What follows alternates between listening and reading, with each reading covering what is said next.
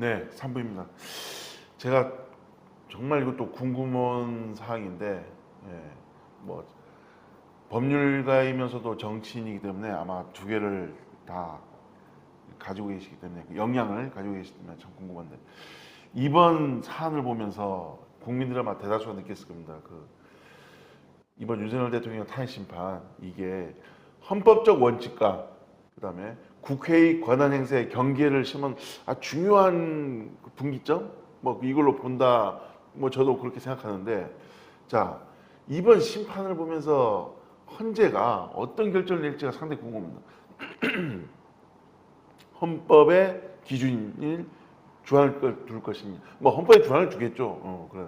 그런데 국회의 권한 행사 남발, 이거에 대한 문제도 분명히 이번에 아마 거론이 되고 아마 중점적으로 논란이 될 것 같은데, 자, 정치와 이 사법에 대한 지식을 가지고 계시는 우리 변호사님께서 어떻게 보고 계신지. 뭐 질문이 너무 커서 네, 너무 넓어서 네. 어떻게 어디서부터 해야 할지 모르겠는데, 시간 많습니다. 네. 네. 우리가 이제 헌법을 얘기할 때 사실 우리 국민들이 제가 기억하기로는 제 국민학교 때, 지금은 초등학교지만 제가 그때 국민학교 때 사회교과서에서도 우리나라 헌법의 기본 정신에 대한 것들을 교육을 했어요. 교과서에 있었습니다.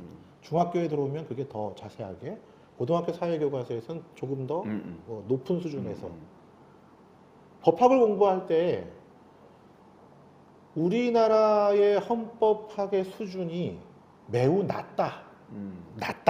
네.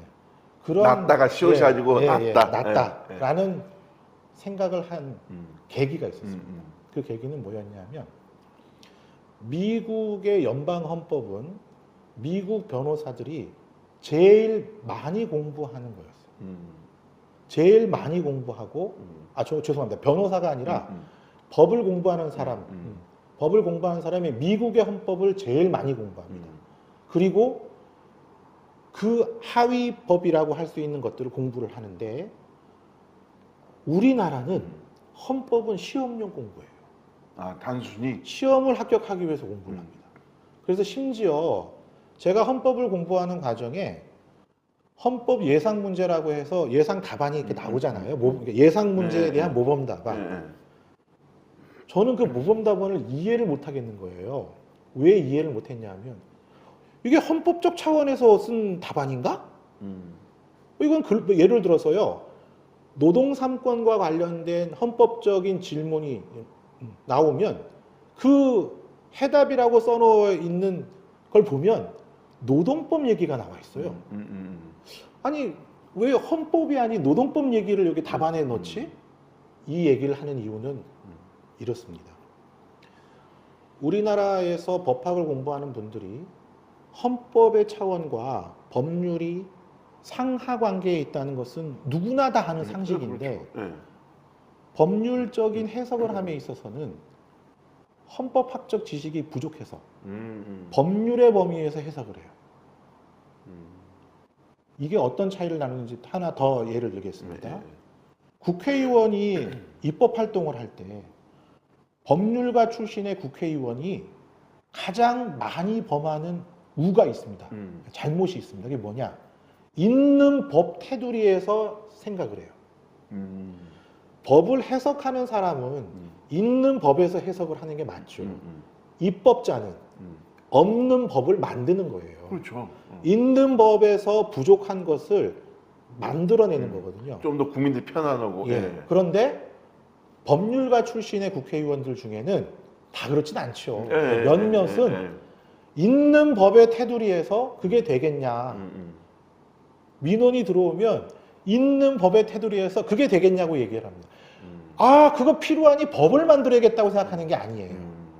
헌법재판을 하고 있는 우리 헌법재판관님들, 그분들이 오랫동안 법관으로서 활동하셨던 분들이고 법 지식도 해박하십니다. 그런데 그분들이 정말 헌법에 대한 공부를 그동안 얼만큼 했을까? 제가 아까 서두에 말씀드린, 세상은 경험한 만큼 보이고 경험한 만큼 알게 됩니다. 그럼 뭐 법의 테두리만 아시겠네요. 그럴 가능성이 높다는 겁니다. 아까 제가 적법 절차의 원칙의 2004년도 헌법재판소 결정례에 대해서 반드시 이번 바꿔주길 바란다고 했지 않습니까? 저는 그런 차원에서 봐야 된다고 봐요. 그래서 정치의 영역이 헌법재판에는 들어있는 겁니다. 대한민국 국민, 주권자 국민이 어떤 결단을 내려서 이 헌법이 만들어졌는지, 그리고 1980년대 중반에 만들어진 지금의 헌법과 2025년도 지금의 헌법적 그 만들어질 때 환경과 지금의 사회 환경이 같지 않다면 그 간극을 어떻게 메울 것인가? 그걸 법률적 차원에서 고민하는 것이 아니고 입법자의 결단이라고 하는 헌법을 제정권자의 결단이라고 하는 측면에서 바라볼 수 있는 그 시각이 이번에 꼭 반영되길 바랍니다. 그런 과정에 국회를 상대로 이 부분은 헌법과 관련해서 국회의 지금 행동도 맞지 않다. 그러니 그거 재의결해라. 이렇게 할 수 있는 결단들이 헌법재판관들이 내려주시길 바랍니다. 자, 이것도 최초의 사례 아닌가? 현재 대통령의 체포영장 발부. 예. 예. 그 발부 중에 잘못했으면 진짜 큰일 날 뻔. 예. 할 뻔. 유혈 사태까지 생각할 정도로. 이번에 이거의 체포영장 진행되는 상황에 대해서 실시간으로 나왔지만 상당히 국민들 조마조마, 계엄령 선포만큼이나 당신이랑 마찬가지로 조마조마했는데 이걸 법률적 관점에서, 정치적 관점에서 보시면 어떻게 보고 하시는지. 우선 체포영장이 발부가 됐지 않습니까? 근데 그 체포영장을 발부하는 과정에서 우리 공수처가 과연 그 수사권한이 있느냐? 그다음에 판사 쇼핑했다는 말을 하잖아요. 네, 서부지법 네, 판사에게. 그 차원을 넘어서서 오히려 보다 본질적인 부분을 저는 말씀드리고 싶어요. 이번에 특검법을 만든다고 하니 특검법에 이 조항이 전 들어가 있길 바랍니다. 지금 우리나라 형사소송법상에서는 누구나 지방법원의 영장 전담 판사가 지방법원 판사가 영장 발부 여부를 결정합니다. 영장 전담 판사는 아니고 지방법원 판사가 영장 발부 여부를 결정합니다. 대통령 관련해 가지고 대통령이 외환죄와 내란죄가 아니면 형사소출을 안 당합니다. 일반적인 범죄에서는 대통령에 대해서 영장 발부할 일이 없어요. 그렇죠. 예. 그러니까 지방법원 판사가 여기에 개입할 이유가 없어요. 그런데 예외로 헌법의 예외로 두고 있는 외환죄와 내란죄에 대한 체포가 필요해서 영장을 발부할 때 과연 일반적인 지방법원 판사에게 영장 발부권을 주는 것이 맞을까요? 저는 맞지 않다고 생각합니다. 왜 그러냐? 아까 말씀드렸지 않습니까? 판사도 사람이에요. 제도를 운영하는 건 사람입니다. 그 사람이 대통령에 대한 영장 발부를 지방법원 판사에게 올 곳이 이거 다 네 책임이야. 네가 다 알아서 해. 이거 좀 맞지 않다고 봅니다. 엄청난 부담감이죠. 단순한 부담감의 문제를 떠나서 그분이 그 영장을 발부할지 말지를 결정하는 분이 대통령의 권한 행사와 관련해서 어느 정도의 이해도를 가지고 할 것이냐. 지방법원에서 영장을 담당하는 판사분들 경력이 많은 부분은 한 20년 된 분도 있으십니다.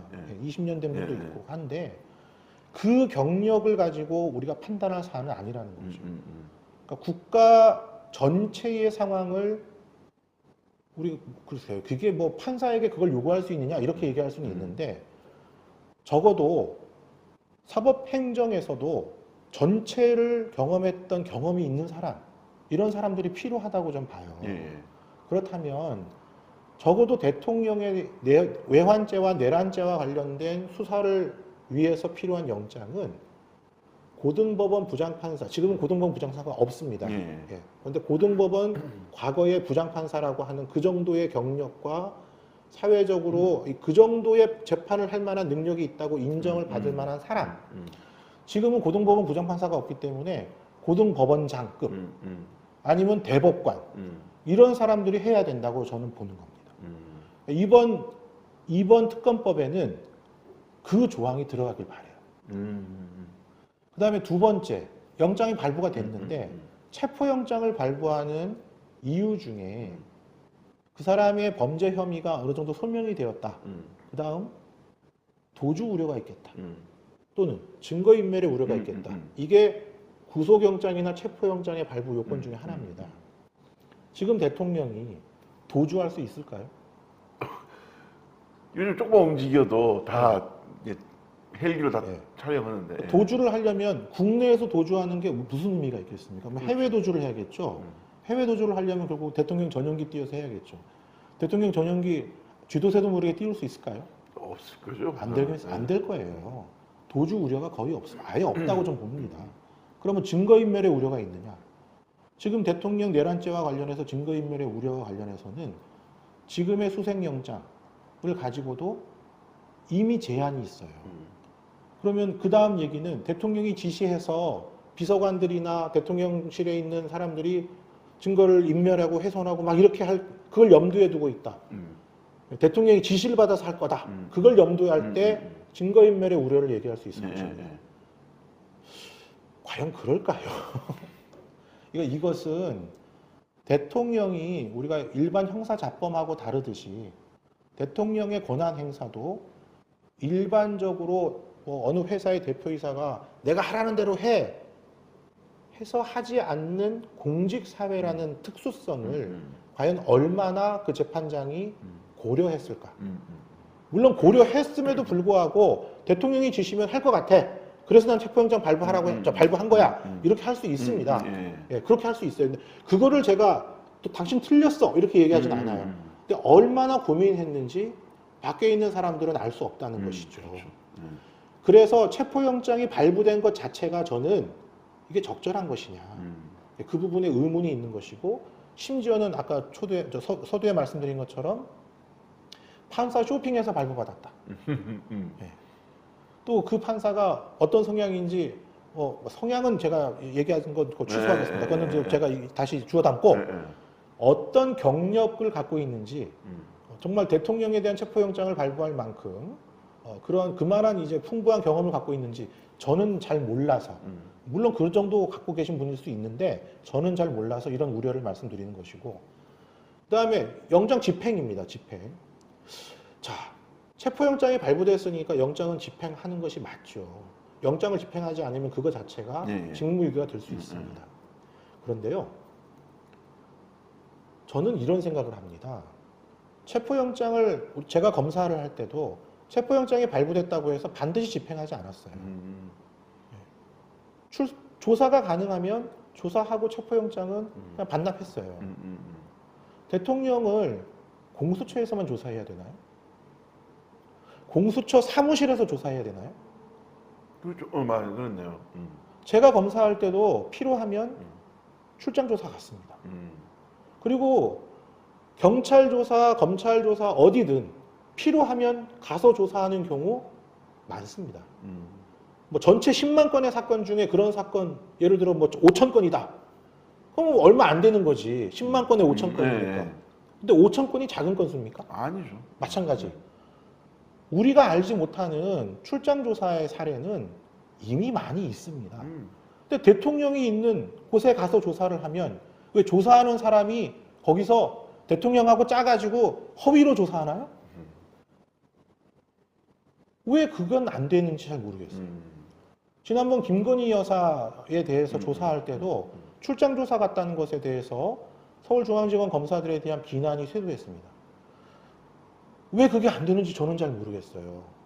그게 안 된다고 생각하는 이유는 그 당시에는 김건희 교사가 그래도 살아있는 권력의 가장 최고봉인 대통령의 부인, 그리고 그 관저에 가서 조사한다고 하는 것, 물론 관저는 아닌 걸로 알고 있습니다만 그런 것 때문에 수사검사가 제대로 수사했는지 믿기 어렵다라는 것이 있어서 그런 비난을 했다고 합시다.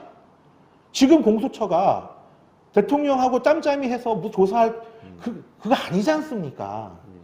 근데 왜 체포영장을 반드시 발부받아야 되고 오 모시기, 뭐 이름 제가 정확히 압니다만은 오 모시기 공수처장은 어쩌고 저쩌고 막 그 말이 저는 야, 저 양반 과연 저 고위공직자 특히나 공수처의 그 수장으로서 저런 말을 할 수 있나 할 만큼 너무 비천한 얘기를 하면서 예? 반드시 잡겠다고. 출장 조사가 안 되는 이유가 뭔지부터 밝혀야겠죠. 그렇죠. 그러면 그 얘기 할 거예요. 법 앞에 만인이 평등하다. 이미 출장 조사 하고 있는데 사정에 따라서. 그럼 그 사람들은 왜 특혜를 주겠어요? 예전에 그죠? 박근혜 대통령도 그렇고 문재인 대통령도 그렇고 다 출장 조사를 네, 했잖아요. 맞습니다. 그 다음에 법 앞에 평등을 얘기할 때도 이 사람들이 평등이라고 하는 개념에서 법률에서 헌법에서 말하는 평등권을 오해하는 경우가 종종 있어요. 법률에서 말하는 평등이나 헌법에서 말하는 평등은 우리 이미 학교 다닐 때 배우셨을 거예요. 상대적 평등. 무슨 뜻이냐 하면 잘 사는 사람이나 못 사는 사람이나 똑같이 100원을 주는 게 평등한 것이다 라고 하는 게 절대적 평등이라고 얘기하고, 잘 사는 사람은 100원 안 주고 못 사는 사람한테 200원을 주는 것이 상대적으로 잘 사는 사람은 필요하지 않기 때문에 못 사는 사람들에게 골고루 주는 게 평등한 것이다. 이런 상대적 평등.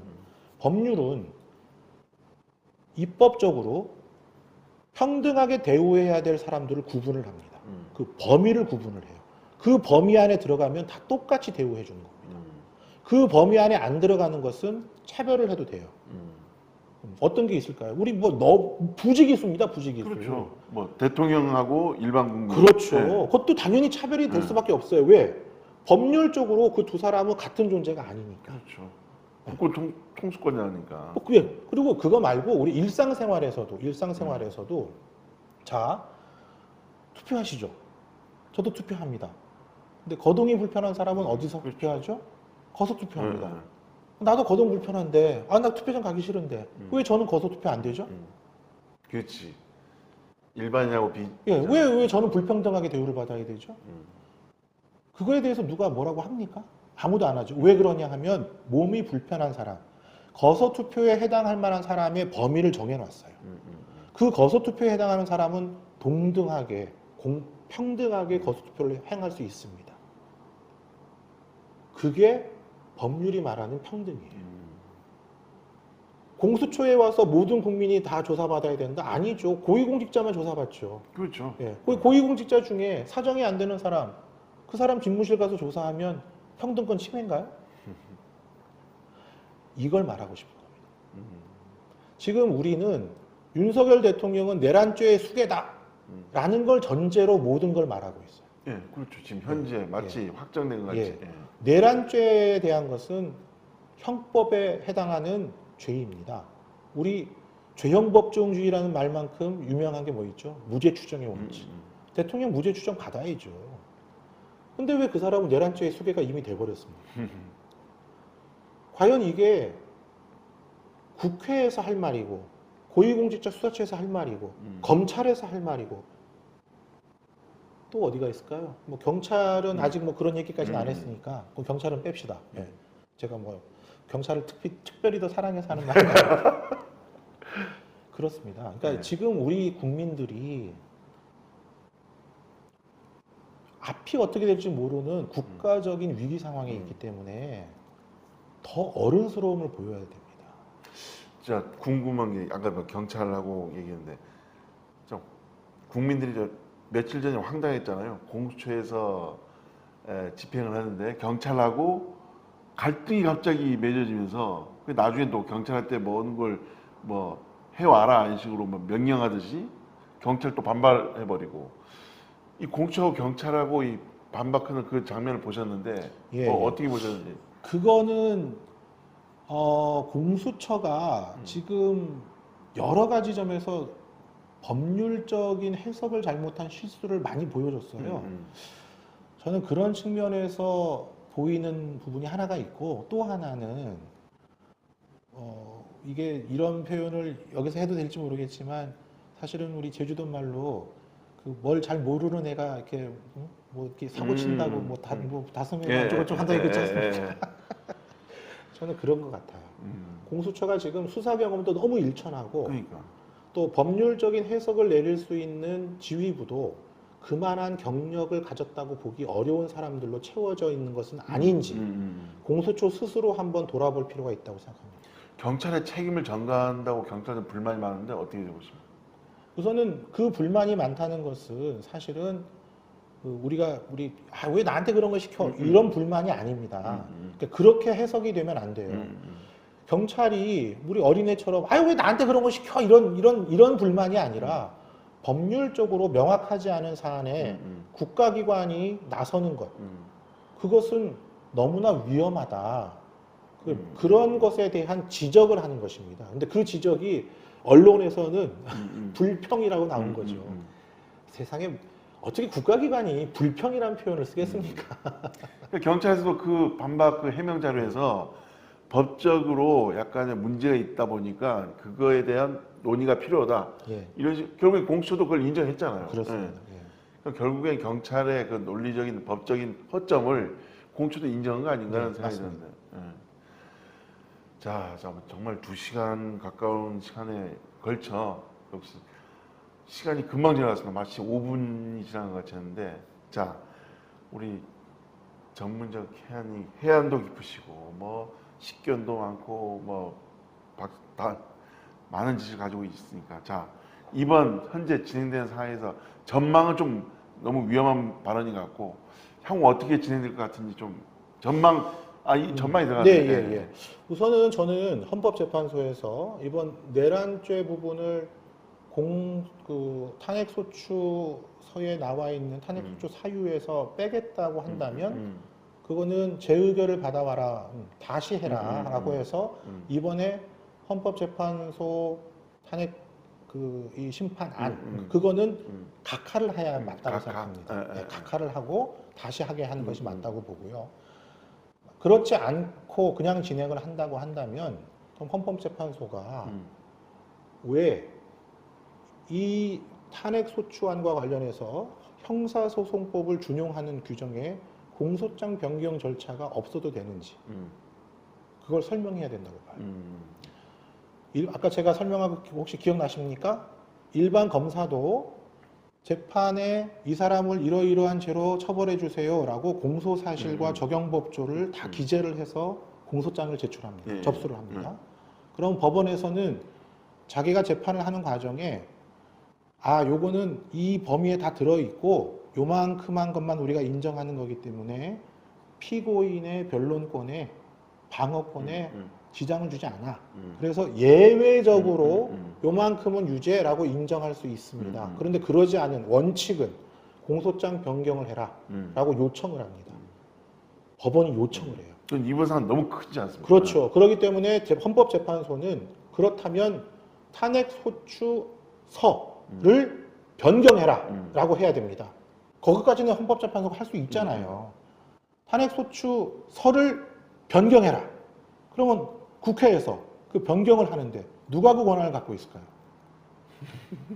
국회의장이 갖고 있죠. 그럼 국회의장은 자기가 그냥 하면 될까요? 요번에 왜 국무총리 탄핵. 대통령 권한대행에 대한 탄핵을 할 때 150배 200. 내가 한다. 예, 내가 한다. 누가 그런 권한을 줬어요?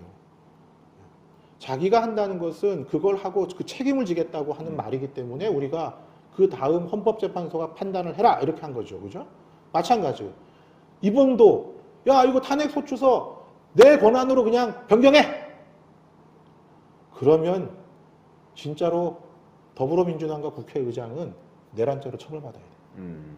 만약에 각하가 됐습니다. 만약에 공수처 변경식으로 탄핵소추 그 내용을 변경하라고 각하됐습니다. 그러면 국회에서 어떻게 할까요? 재의결을 해야 돼요. 재의결을 근데 그것도 새로운 변경된 탄핵소추서, 그 탄핵소추서에 나와 있는 변경된 탄핵소추서 있잖아요. 그것을 탄핵소추 안으로 해서 재의결을 받아야 되죠. 각하되면은 더 이상 그거에 대해서 그건 끝입니다. 끝이죠. 예. 그러면 이번 결정이 상당히 크겠네요. 그렇죠. 그러니까 이게 논의를 약간 좀 섞여가지고 다시 정리를 하면 헌법재판소에서는 탄핵소추서의 내용을 다시 작성해서 접수해라. 변경 절차를 밟아라. 이렇게 하는 요구를 명령을 해야 됩니다. 명령을. 그러면 소추를 담당하고 있는 법사위원장인 정청래가 자기가 그냥 사인해가지고 할 문제가 아니고 그리고 죄송합니다. 그 탄핵소추서를 변경하는 절차에 최종 사인은 국회의장이 해야 되는 거죠. 근데 본회의를 해야 국회의장이 되니까. 예. 국회의장이 그걸 자기가 그냥 하면 안 된다는 겁니다. 음. 본회의를 열어서. 음. 그러면 그렇게 본회의를 열면 지금까지 없었던 거예요. 그러면 일반 다수결로 가능하냐? 안 된다. 네. 왜? 그게 탄핵소추서기 때문에. 탄핵소추서는 탄핵소추안을 의결해야 탄핵소추서가 나오는 거죠. 그래서 새로운 탄핵소추안을 올려서 그걸 의결해가지고 접수해야 된다. 그러니까 대통령 탄핵 같이 200명으로 그렇죠. 가야 된다는 얘기죠. 예, 예. 그렇게 안 하면 이 혼란은 대통령이 탄핵으로 파면이 된 그 이후에도 계속될 겁니다. 그 혼란에 대한 책임은 그때는 민주당과 헌법재판소가 져야 되는 거죠. 아, 그래서 윤 대통령 측에서 각하될 가능성이 높다는 얘기를 꺼내는 게 이런 흐름을 플로 시스템에 대한 근거를 바탕으로 그렇게 전망하는 예, 예, 거군요. 그러니까 이게 다 어렵다면 그냥 지금 상태에서 하면 되죠. 예. 내란죄 빼겠다고 하지 말고 신속하게 결정을 위해서 내란죄 빼겠다고 하지 말고 그냥 가면 되죠. 참 어렵습니다, 법이. 헌법재판관들의 어깨가 엄청 무겁겠네요. 무겁죠. 예. 그 어깨의 그 부담을 감수할 수 없는 사람이라면 헌법재판관에 추천이 되었을 때 고사하는 게 맞습니다. 그런 생각 없이 야 내가 헌법재판관이 되는구나 라고 해서 헌법재판관이 됐다면 그분은 자격이 없는 사람인 거죠. 네. 어쨌든 간에 진행되는 상황에서 워낙 바쁘셔갖고 어쨌든 제가 궁금한 사항들이 많은데 오늘은 더 이상 시간을 뺏으면 안 될 것 같아갖고 다음에 한 번 더 나와주시면. 네. 예. 뭐 약속은 할 수 없지만 예. 예, 알겠습니다. 예. 하여튼 이렇게 나와주셔서 고맙습니다. 감사합니다. 예.